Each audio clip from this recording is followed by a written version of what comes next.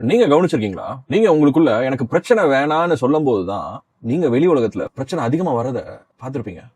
அது பேட் லக்லாம் இல்ல. உங்களோட சப்கான்ஷியஸ் மைண்ட் நீங்க போட்ட ஆர்டரை லிட்டரலி ஃபாலோ பண்ணுது. இங்க பல பேரோட வாழ்க்கையில அவங்களோட முழு வாழ்க்கையுமே எனக்கு தோல்வி வேண்டாம், எனக்கு இந்த வழி வேண்டாம், எனக்கு தனிமை வேண்டாம் அப்படின்னு தான் சொல்லிட்டே இருக்காங்க. நீங்களும் அதானே பண்றீங்க. அவங்க ஒரு விஷயத்துல இருந்து தப்பிச்சு ஓட நினைக்கிற விஷயத்தை தான் அவங்க லைஃப்ல திரும்ப அட்ராக்ட் பண்ணிட்டே வராங்க. உங்களுக்கு நடக்குதுல இது. என்னோட ஸ்டூடெண்ட் ஒரு பையன் இருந்தாரு. அவர் ஒரு ஹார்ட் பிரேக்ல இருந்தாரு. ஸோ எனக்கு இந்த மன வேதனையை இனிமே வேண்டவே வேண்டாம் சார் அப்படின்றது தான் என்கிட்ட ஃபர்ஸ்ட் வந்து சொன்னது.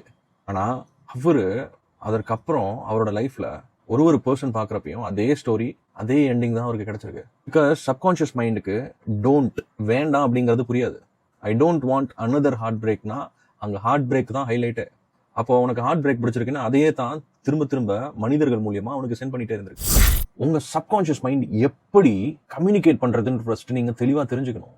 உங்க லைஃபை நீங்க அற்புதமா வாழ்றதுக்கு அது பிக்சர்ஸ் அண்ட் எமோஷன்ஸ் மூலியமா தான் கம்யூனிகேட்டே பண்ணும்.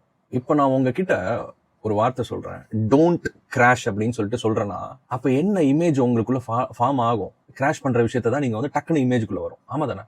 அப்ப டோன்ட்ங்கிறது வந்துதா இல்ல. அப்ப டோன்ட் கெட் சிக் அப்படின்னா சிக்னஸ் தான் உங்களுக்கு மனதில் இமீடியட்டா ப்ரொஜெக்ட் ஆகும். டோன்ட் டேக் தட் பால் அப்படின்னா அந்த பாலை எடுக்கிறது தான் உங்களுக்கு மனதில் பதியும். ஆமா தானே? அந்த பிக்சர் தான் திரும்ப திரும்ப நீங்க உங்க மனதில் போட்டு மேனிஃபெஸ்ட் பண்றீங்க. அப்ப என்ன பண்ணலாங்க? எனக்கு இது ஒர்க் அவுட் ஆக மாட்டேங்குது அப்படின்னு கேட்டீங்கன்னா நான் சொல்றதை எக்ஸாக்டா பண்ணுங்க.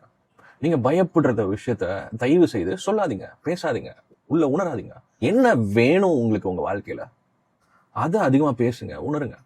எனக்கு ஜுரம் வரக்கூடாதுன்றது தானே அதிகம் பேர் திங்க் பண்றீங்க. ஆனா ஹெல்த்தியா இருக்கணும் அப்படிங்கறத யோசிக்கிறீங்களா? அப்ப அதை யோசிக்கலாமா? I am so healthy now அப்படின்னு சொல்லிட்டு. அதே மாதிரி எனக்கு கஷ்டம் வரக்கூடாது, எனக்கு பிரச்சனை வரக்கூடாது அப்படின்றது தான் நிறைய யோசிக்கிறீங்க. நான் அமைதியா சந்தோஷமா இருக்கணுங்கிறத தானே யோசிக்கணும். அப்ப அதை யோசிக்கலாம் இல்லையா?